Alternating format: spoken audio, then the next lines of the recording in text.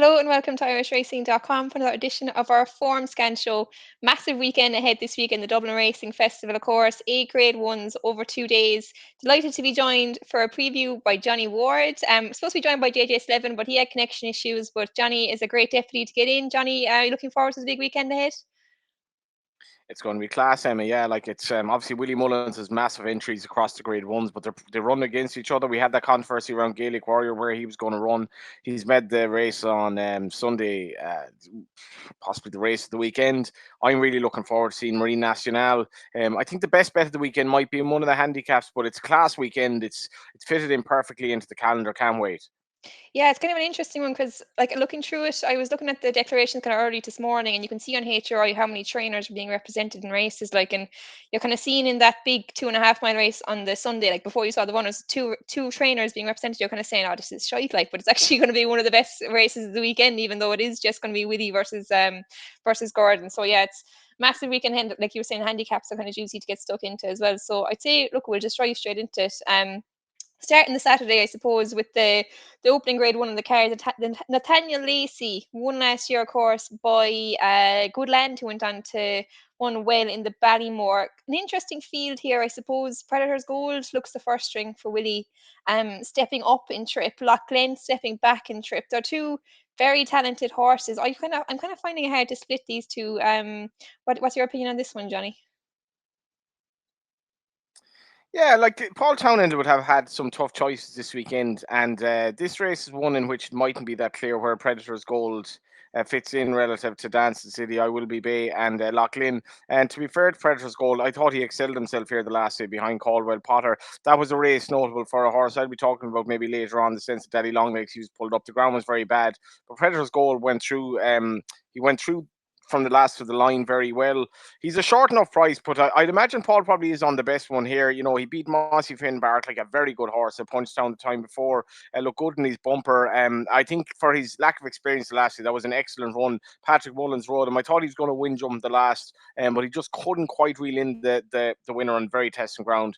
And I'd have respect for Jatara as well, the mare. Rare runner for Jessica Harrington this weekend, but I'd be with Predators Gold in race one.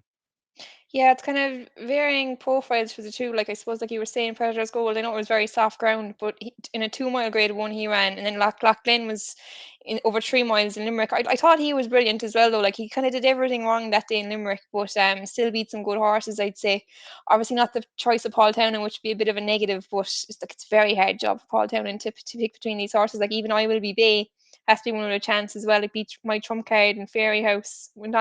He went on and franked that form afterwards. So yeah, plenty here with a chance. But I kind of fancy Predators Gold as maybe a Ballymore horse. Like, would you be seeing him maybe as more of a 3 miler now at this stage, or? I think Ballymore, yeah. Like, I mean, the ground was awful the last day. He won prior to that at 2.5 by Mass Marvel, who's basically a staying type on the flat. I would be seeing that. He won't have any issue with decent ground as well. And the Ballymore looks quite open at the minute. But like I imagine, sort of whoever wins this will probably be edging towards favourite in it. I don't think the winner of the Supreme is necessarily going to come from this. And yeah, I'd be like you. I think Predators goal to step up and trip, maybe even 3 miles in time. So we'll move on to the second race then of the day, the 150. McCann Fitzgerald Spring Juvenile Hurdle. Interesting one, like very hard one here for Paul Townend, I'd say. Like he's on Storm Heart, 6-4 favourite for Gigginstown, but he had a choice of some really, really kind of exciting kind of potential juveniles coming up here. Majborough, one for Willie there.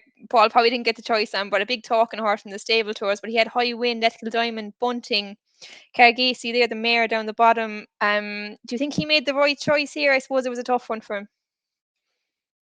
This is going to be a difficult one, Emma. One of his, particularly two tough choices today, because I'd say in terms of homework, when they're comparing these horses, there might be an awful lot between them. Stormheart's a fascinating horse because he was 2-5 in his debut, obviously well regarded, really nice pedigree as well. But I just at the prices, I think he's probably priced up more on riding a range than anything else.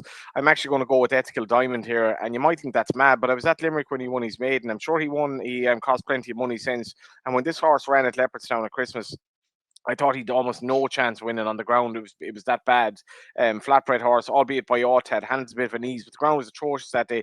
Yet for all of that, he was sent off 6-5 in a 19-runner race. So if the market were right there, and Willie Mullins is right in putting him into a Grade One on the basis of his flat form, that win on the, he beat a good horse in Beechwood at Limerick for a small if capable yard onto Willie Mullins now. 33-1 Michael O'Sullivan riding. Willie has thrown a lot of darts at this. Maybe with some Fred Winter kind of targets down the line for some of them. I'm going to take a chance on him each way. Yeah, he was another one, I suppose, with Madgeburg, kind of a talking horse there from the stable towards. Obviously, he was a good horse in the flat, but Woody was kind of saying kind of earlier in the year that he'd be one of his top juvenile hurdle hopes. So like you'd imagine putting a line through that run at Christmas, he should kind of maybe outrun his odds here in a way at least. I'm kind of being drawn, I suppose, into the hype around Madgeburg a small bit.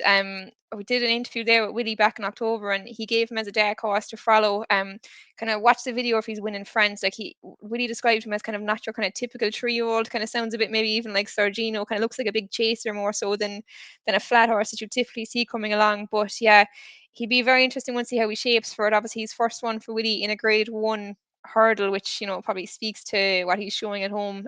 So yeah, he's probably the one I'm most looking forward to seeing here. But plenty in there with a chance. The two males probably deserve a shout as well. They ran great races here in the Grade Two contest at Christmas. Calaconti coming out on top, obviously, ahead of Norburring and Cargasi. But yeah, plenty here with a shout. Really competitive contest. Just one of many over the next 2 days. But the 225, maybe a small bit of a disappointment here in the Irish Arkle, not seeing Gaelic Warrior showing up, but he makes up one of the best races on the Sunday, which kind of makes up for it, I suppose. Marine National, 4-9 favourite. I suppose the only kind of question mark people might have about him at this stage is the tongue strap and the fact he had a wind surgery at the end of last year. Maybe like if you were talking about him versus Facile Vega, maybe the the disparity between them would be a lot closer. If Facile Vega hadn't blown out like he did at Christmas, do you think there's any chance he can get within anywhere near Marine National, or is it kind of as much of a walkover as maybe the betting suggests? Yeah, the wind up and the tongue tie. Apart from that, no, I don't see it. Facile Vega to me, I just don't really trust him, to be honest. At this stage, he bombed out at this meeting last year. I thought he was. I mean, he was a 1-2 shot. He finished last the last day. Things might have gone a bit against him, but a lot of these walk in the park horses for me, they're not necessarily the most robust when push comes to shove. And he didn't find a great deal again the last day, and he was destroyed at Cheltenham by Marine National, who's a brilliant jumper of a fence. And as 4-9 shots go, I don't think he's the worst. I wouldn't mind having him in a treble with the two hot pots maybe on the Sunday. I can't really see them beating. It was interesting at Christmas. I was against him on the ground. I thought he was going too hard for much of the race. I think he probably was, but Michael Sullivan let him stride on. The horse was so well in himself, jumped brilliantly. He spoke very well about it in the Racing Post this week as well. And he can basically now, I think, be ridden anyway at all. And yeah, he just should win this. It's a horse I'm looking forward to seeing most, actually, to be honest, this whole weekend. Yeah, you spoke very favorably about him in our review show after the Christmas period, I suppose. Yeah, he looks kind of like a special one, doesn't he? Could be something that goes on and kind of makes that 2 mile champion chase division even more exciting next year. But like for Vega to give him any chance for me in a way, the ground has to be a lot softer. It doesn't look like it's going to be soft enough for him at the weekend. I think the forecast is pretty dry, so yeah, looking like probably good to soft at best. I think if he's going to have any challenge on Marine National, it would have to be pretty soft ground. But yeah, he's just not the most reliable type. Willie has held him in very high regard, but he's just very hit and miss. So yeah, it's hard to trust even at that price. But the next race then is 3 o'clock. It's a handicap hurdle. 3 mile handicap hurdle. Panda Boy, an interesting runner, I suppose, for Martin Brazel, JJ Slevin, stepping back to Hurdle's company.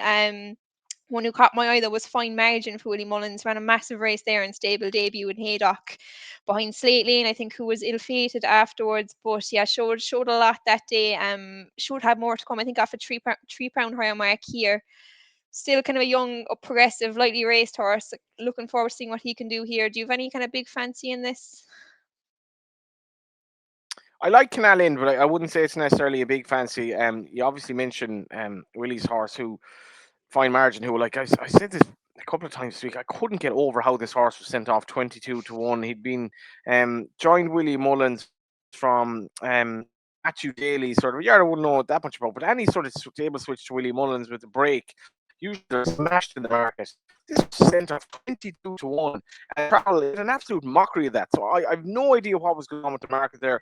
Maybe the horse isn't straightforward. Who knows? He finished second, obviously, to Slate Lane, as you mentioned, with an injury after race. It was a big run. That was 124 BHA mark, so 127 here will demand a bit more. I do like Canal Inn though, to be honest. Emma, I wasn't sure this horse really get the 3 miles at Navan. I actually thought he did get 3 miles on the day. It was very, very windy. It was proper heavy ground as well. And he's a horse who he actually took my eye first of all at Leopardstown 2 Christmases ago when he ran the maiden hurdle. He then sort of was quiet enough in maidens, but he was well fancied the last day. I like the way he kept at it from the last. He's only a pound higher rather. He's a much bigger price at Leopardstown this time, and I think he's plenty of upside. A horse Peter Fahey's had an excellent 2023 going into 2024, and I thought, considering his inexperience at Navan, the fact that he sort of found his second win after last, I think he'll be strong at the finish here on the better ground.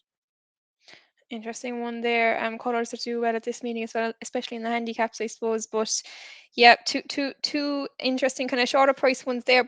I suppose like fine margins probably to mention him again, like he was, I suppose Crambo being behind him in that Haydock hurdle, and just the fact I think he's entered in the Albert Bartlett kind of just speaks to maybe the ability he might be showing at home. So yeah, willing to take a chance on him, but like just looking through him, there's plenty you can make a chance for. But yeah, a nice juicy handicap for punters to get stuck into. But the 335 then is probably the clash that maybe I'm looking forward to over the weekend.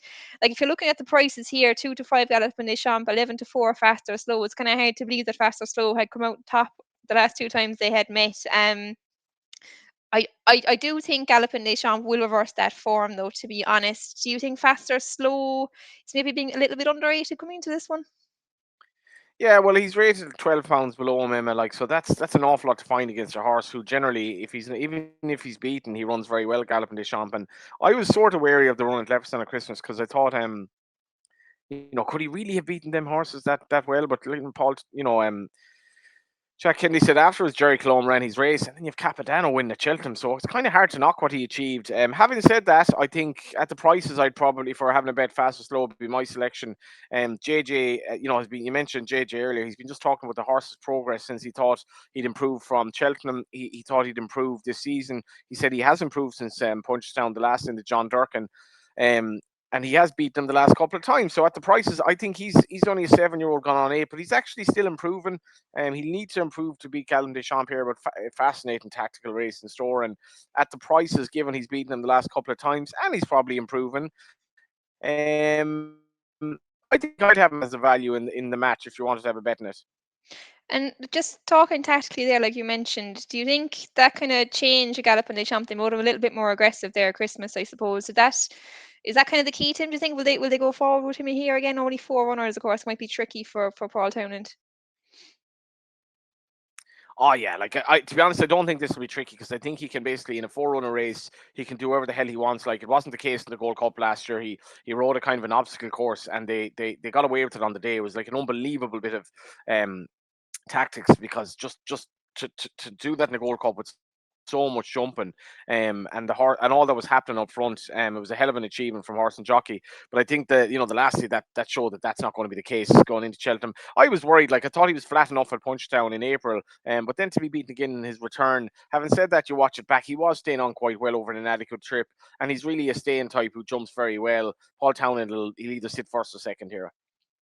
Yeah, I can imagine him bucking out and making just making the most use of him because when he's running aggressively, he seems to kind of go to another level completely. Like I suppose there was a question about him last year. Maybe he was a bit too exuberant even for a Gold Cup trip, but he nearly ended up being too relaxed when they dropped him in. And he maybe in the first Punchestown one this year, that might have been a little bit of an excuse for him. But yeah, I'm with Galopin Des Champs.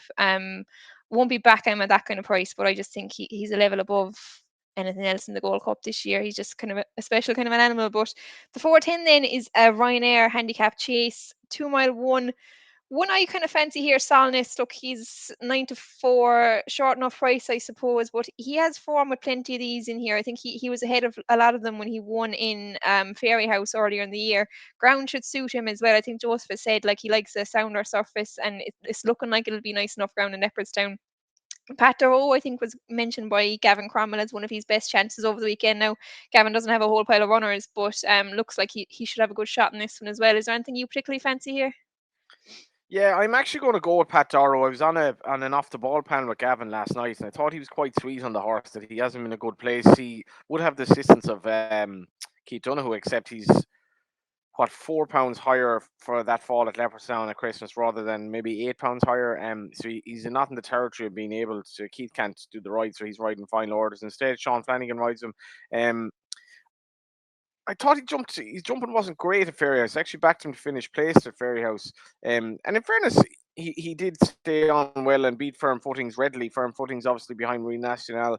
Previously he beat him by 7 lengths. I thought at times he could have jumped better, but that run at Leopardstown as a kind of a prep for this was pretty perfect. And I think Keith felt himself that he'd love to have the ride back. That's not the case here, but only £4 higher. I'd have him each way. I think he's going to run a big race, and even at 4-1, I'd be happy enough to back him each way. Have to say, I found this race difficult, Emma. You know, with Medora coming over as well, rare British runner, and a lot of horses that don't necessarily seem to have much in hand. But Pat Dorrow, who is so well regarded as a hurdler, he's probably gotten some scope of 136.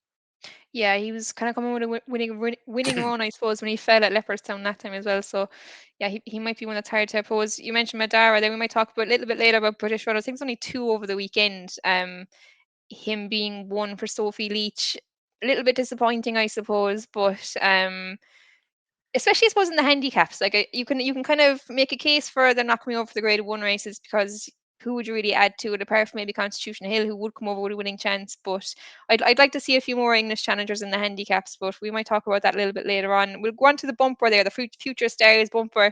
In name maybe more so than nature, A Dream to Share and Redemption Day kind of head in the market. Two horses who won their bumpers in 2021 and 2022, so not exactly future stars, but I suppose it's nice to see the champion bumper horse back out again. Yeah, like Vinny's spoken about this on the Monday show. Obviously, it's kind of whatever about the future, the sort of future stars aspect of it. A dream, sure, he's still only 6, but if you go down to the bottom of the card, Redemption Day's first bumper was in 2021. So it's kind of mad that he's like the odds of these two horses running.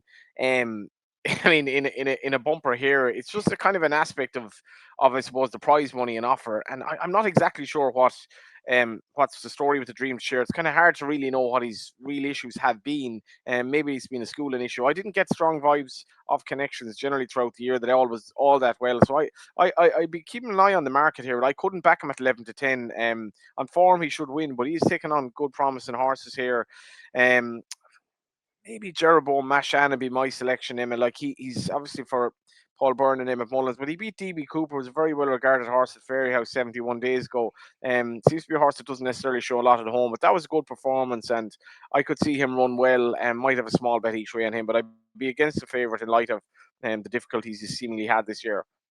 Yeah, I'd actually agree with you on that note, to be honest. Like a dream to show, you'd imagine he'd be odds on, maybe if everything was going as well as it should be, come up to this, but you just have to have questions like when he's missed a couple of intended hurdle starts, they're not going to go hurdling now, staying in bumpers, just probably a few question marks about him. Like at his best, you'd imagine he'd be a long odds on shot for this, like considering Cheltenham bumper winner and that. But yeah, Gerald Womashan, one that I liked as well. I think yeah, that DB Cooper bumper form I think was strong, and yeah, it could be 16-1, probably a nice each way price anyway for it. But interesting to see how the JP horse comes back, I suppose. We'll drive on to Sunday anyway.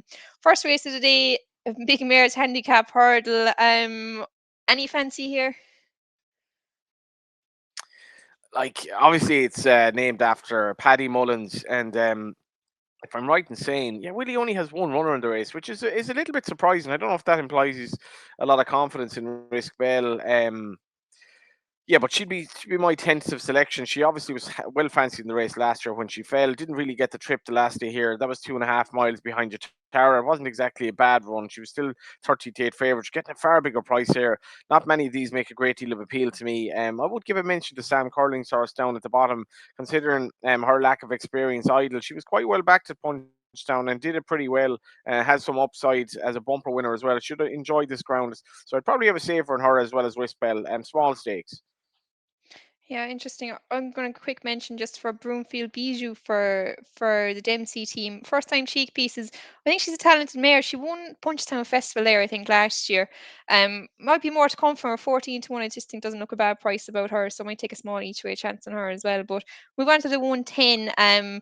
Probably one of the most exciting races of the weekend. We were kind of mentioning it earlier. Like only two trainers represented, but in fairness to Willie Mullins, like you'd say maybe a trainer dominating the sport as much as him. Like he does make some great races, like seeing Factor File and Gaelic Warrior face off, and Grange Clare West run in there as well. Brilliant race. Gaelic Warrior 10 to 11 favourite. Look, he's been faultless, I suppose, over fences so far, but Factor File is probably a horse with. I suppose Willie talked about him earlier in the year as the horse he was most looking forward to seeing this season. So like that kind of speaks for itself. Are you with Gaelic Warrior? I know you've spoken about your admiration for him in the past. Yeah, like you kind of alluded to it here. You know, if the BHA had brought in that rule where you're banning trainers from certain runners, Willie Mullins isn't the problem. It's owners that are the problem. When a certain owner might have 4 or 5 in a race and you don't know what to expect, Willie Mullins is not a problem. I don't have any issue with these horses running here and the way that they'll be campaigned. And even though you've the same owner with 3 horses, you've three or the same trainer, you've three powerhouse owners, with three, if not potential superstars, potential grade one winners anyway, and it makes it fascinating. So I'm really looking forward to the race. Obviously, found a 50 double entered, so that might cut it up. And what'll Patrick Mullins do when he's coming to the last trying to take on Gaelic Warrior? Will he go left or right of Paul Townend? Because I don't know where Paul Townend is going to be, because like this horse does jump right, Emma, you know yourself, and Leopardstown isn't quite Cheltenham, but it mightn't be that straightforward. Hasn't won at Cheltenham, has won at Leopardstown, but just with that slight caveat, I think Patrick's mount here is very interesting. Grange Clear West, smash Corbett's Cross at Christmas. That was very, very good form. And actually, Paul Townend took quite a wide course that day, so he was value for the winning margin, very much 6 lengths. And I'd have him at the prices. I think he's well capable of giving it a good shot anyway. For all that, in run is going to be big here, because it is to the extent that Gaelic Warrior jumps. Gaelic Warrior will win this race if he doesn't jump to the right, but he will jump to the right, and it's what extent that he will. And this will have a big bearing, I think, on whether or not they even go to Cheltenham, because if he's markedly out to the right, it's going to be a problem. Yeah, it'll be a great point, I suppose, to any Gaelic Warrior anti-post backers because going that direction. See, like maybe he's matured a bit. As he's gotten older, jumping fences, maybe he'll find it a bit easier going that way. Not sure. Kind of hard to back him at those prices though, considering like just the talent he's up against, like you mentioned, Grange Clare West. Kind of maybe a little bit disappointing as an Novice hurdler, but gone from strength to strength over fences. To be fair, beating Corbett's Cross twice is no mean feat. So yeah, really exciting one. I'd probably maybe take a chance with Factor Foil if I was going to have a bet in this one, to be honest. Just kind of the esteem that Willie holds him in. He was brilliant as well at Leopardstown. Manel Kakuna came out and boosted that form as well afterwards. I know they missed a few fences and things like that, but he looks like a solid jumper. I think if there's any jinx in Gaelic Warriors armor, he might be able to expose that. So really looking forward to that race anyway. Some real top class novice chasers coming out. The 140 then is another Grade One race, 2 mile novice hurdle. Ballyburn, I probably looking like the most likely number one for Willie Mullins in the Supreme at the moment, but plenty in here with good chances. Farron Glory's a horse I like. Slade Steel for Henry de Bromhead. Maybe a trip might be a little bit sharp for him. Are you kind of on the Ballyburn train? He's too short, and might deserve to be favourite. And whatever Paul Townend is going to ride here will be favourite. But he beat Cletus Poulaw by 25 lengths, but like that was over 2.5. And Daddy Longlegs beat the same horse who won subsequently by 13 lengths at Thurles. I would 100% put a line through the run the last day. Again, as I mentioned with the Juvenile earlier, awful ground for a horse by Almanzor. Wouldn't have been in on paper would have looked a problem. Now he was easy to back on the day against Caldwell Potter, but he was still sort of the market first. He was still the Paul Townend's choice against Predators Gold. Finished second, but Paul probably would have had the choice there. Looked exceptionally good at Thurles, and he's 12 to 1 here on the back of a run. I think he can put a line through. If he hadn't won that race, he'd be more like a 4 or 5 to 1 chance. Facile Mode isn't without a squeak each way as well. Like I think the ground probably found him out the last day. He didn't run badly behind Farron Glory in the Royal Bonds, and travelled well until the ground caught him the last day. He likes Leopardstown, so I'd be having a sneaky euro or two each way on him. But I do like Daddy Longlegs under Patrick each way. Yeah, I was a fan of Daddy Longlegs as well after that Thurles fixture. Like you'd have to really put a line through that Leopardstown one. That you have to just it just wasn't his running. You have to say. I don't know would I be having a bet in this one myself though. Ballyburn, look, he's got all the potential, but I definitely couldn't back him at that price. Fair and Glory is a very interesting horse. I'm just looking forward to seeing how he kind of runs. Like I suppose winning his Clonmel maiden there over 2.5 miles in November, like it's not really the where you'd think a supreme novice winner might come from, but he's gone from strength to strength since. In fairness, like he won the Royal Bond in Fairyhouse afterwards, went on, fell when he looked like he was going to win another Grade One in Aintree. Um, Really uncomplicated kind of horse. Whether he's going to be classy enough for a Supreme, not totally sure. Slade Steele's a big fan of him as well, but I'd probably have him more of a Ballymore horse, to be honest. So Trip, yeah. might be exposed by classier rivals here. But yeah, real point is towards the Supreme there again. Die Longlegs will be an interesting one, around 10 or 12 to 1. 210 then, Ladbrokes Dublin Chase, sorry, Grade 1, 2 mile one last year, I think, by Gentleman to me. Yeah, it was. Different kind of contest this year. El Fabiolo looks probably very hard to beat, I'd say. Yeah, it's like probably one of those for the treble the weekend. Yeah, you mentioned Gentleman the wee win in the race last year. I think that was the time that my sort of Blue Lord, my Blue Lord Cheltenham dream died when he was beating 7 lengths in the race. Son Raw, he's a horse that might be aimed at the Grand Annual or something like that. Keep an eye out for him here. For all that he's kind of become a bit disappointing. I could maybe Captain Guinness in the forecast bet. Like he's rated £3 higher than Dino Blue. The race was completely set up for her the last day. Captain Guinness had an issue here at Christmas, and on his day on this better ground, he's well capable of finishing second here. So at a push, El Fabiolo, he makes the odd mistake, which is a bit of a concern, but that'll be my forecast bet. El Fabiolo into the short price treble with sort of the other two horses. Maybe wouldn't be a bad play. Marine Nationale and Imperi Passi kind of be my maybe a little treble for the weekend that could give you an interest. But as much as he makes mistakes, he never really looks like falling. No, he doesn't. He's fairly rock solid, I'd say, and won't be till next year when Marine National maybe steps up that we'll see a real challenger to him. I'd say I can't see John Bond giving him a question even at Cheltenham. I'm a fan of Dino Blue, to be honest. I'd say she could probably follow him home, but yeah, I wouldn't have any strong opinions other than the fact that El Fabiolo is probably going to win this by some distance. I'd imagine he kind of announced himself on the scene here last year, wasn't it, in the 2 mile novice race. There was kind of Willie had a few kind of exciting 2 mile novices, but he blew them away. I think under Daryl Jacobs. So yeah, he's gone from strength to strength since, and I can't see any issues for him at the weekend. But the next race then, the Irish Champion Hurdle, State Man. Look, in fairness, he's faultless. Kind of hard to oppose him here. Maybe tactics wise in Perry Pass, like he was kind of held in behind State Man last time. We know he stays 2.5 miles. Do you think they might press on and maybe try and make it a stamina test here?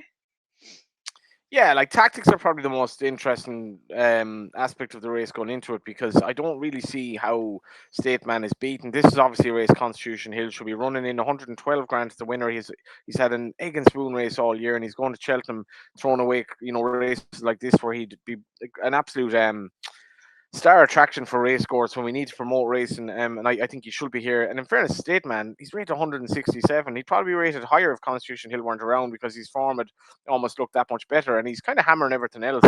Such a straightforward manner of a ride.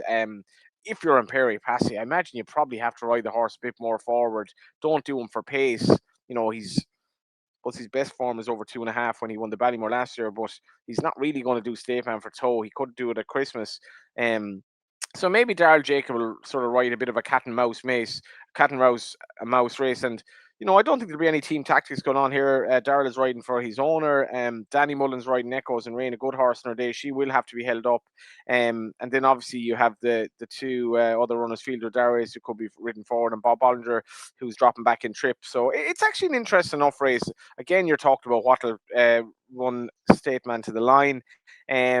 He's a very, very hard horse to pick any sort of a hole in for all that he's not Constitution Hill. He is not Constitution Hill, but he is very good in fairness. Yeah, I'd love to see Constitution Hill over here as well. It's just a pity. Like I think there's only two English runners over the 2 days, which is just a bit mad, like considering the prize money and offer and stuff like that. But just kind of a word to Bob Ollinger. Kind of maybe a hard horse to place. Do you think he could put up any kind of realistic challenge here? Like he was a horse that was held in such high regard, and like it's funny, Emma, I suppose your concept of horse is disappointing or all of that. Like, and maybe this goes back to the bubble being burst at Cheltenham when he clearly didn't perform behind Galloping Deschamps that day, albeit in victory. But like, he's won. He'd won point to point. He won that. He'd won bumper. He won that. He'd 4 goes over fences. He won 3 of them, and over hurdles he won 5 from 9. And in fairness, he beat Sana here and the Lacy. I thought he looked good when he beat Marie's Rock. You know, and Rachel wasn't really sort of overly hard on him. I'd imagine he's a horse that hasn't been entirely straightforward physically. And this will be really interesting. I'd half love to see him actually win this, just to see him come back, because you know, it's so much regard for him going into Cheltenham, and he was the great white hope. But he adds so much to this race. I really do think he does, and I wouldn't be surprised if he were one of the last off the bridle. For all that, State Man at times looks like he's in a race and then he just wins, and I think that'll be the case here. Yeah, he's so reliable statement, I suppose.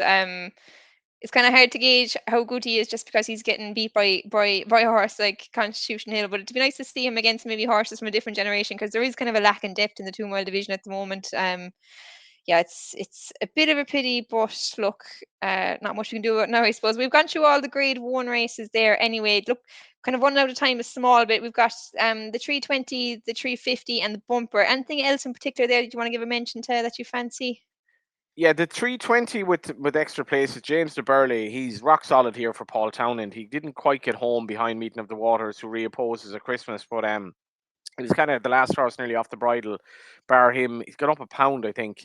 Um, I think he's quite solid. It's not unlike me to like horses maybe more in the handicaps, because you know, you're getting each race sort of value instead of backing short price favourites. And my bet of, I think, the entire weekend would be Attaboy Charlie in the 350. It's well worth watching his run the last day if you didn't see it, Emma. Like, he was very wide. JJ rode him very wide coming around the bend, just kind of keeping him out of trouble. But for a horse with no handicap experience to win a 23 runner race like that, not on back, a hell of a performance. Eddie Cawley's had a great season. He was saying how it was kind of like a dream to have a winner at Leopardstown on Christmas afterwards. I think he's doing his training ability disservice here, because he's well able to train. This horse must have been aimed for this sense, up 12 pounds. I've no issue with that. Finished second to Waterford Whispers on his debut with no experience at all. Waterford Whispers had already run. That looks very solid now as well. I love this horse's chance. Intrigued to see what JJ does with him, because maybe he'll be able to ride him with a bit more. Take a few more chances this time with the experience that he has. But there's always that angle of whether you go for the better ground, whether you want to stay out of trouble, and if you go up the inner at Leopardstown, you can be a prisoner to fortune. The bumper, I have to say, I've no real opinion on it. Fleur de Fusil's prices come in, but Aurora Vega is going to make it interesting. Yeah. Look, Attaboy Charlie is probably the one that jumps out, I suppose, when you're looking through that race. To be fair, like winning a big handicap like that on handicap debut was nothing but eye catching. So he'd be your nap of the weekend, you'd say? He would indeed, yeah. I'd say my nap of the weekend is probably fine margin. I'd say in that handicap hurdle on the Saturday. I just think Brian Hayes in these kind of races is just brilliant as well. Just looks like a horse with a really interesting profile. Thought that run last time was brilliant as well. So he About a would 50 be to 1 double, Emma, that would be a 50 to 1 double if we land give or it. take, yeah. We will take gifts. You can email them to the office if that double comes in. But are you heading to Leopardstown and Johnny? No, I'm actually away this weekend. It's my girlfriend's birthday, and I'm gonna somehow be able to watch all the races here. So I'm in a good racing hotel, actually. I believe you've been here before, where they play the Derby winners over the tannoy and all that. So I'm sure I won't be the only one watching the racing. But yeah, if you're there, enjoy it. It's a cracking meeting.